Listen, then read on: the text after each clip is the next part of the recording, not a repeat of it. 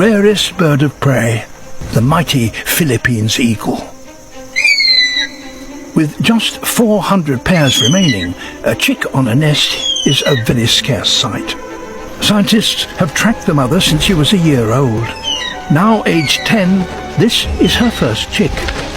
It's 4 months old, already nearly a metre tall, and increasingly confident.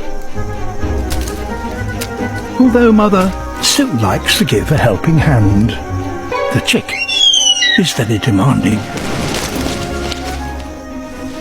She expects regular food drops, but like a toddler having a tantrum, she doesn't want any help at mealtimes.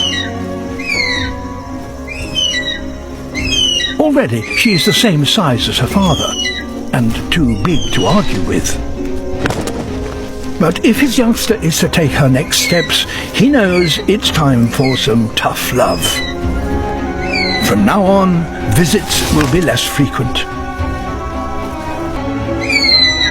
The parents drop by with an occasional food parcel. But a small fruit bat isn't much to get excited about. It's confusing when your parents don't visit as frequently as they once did. Every day she calls, but no one is paying any attention.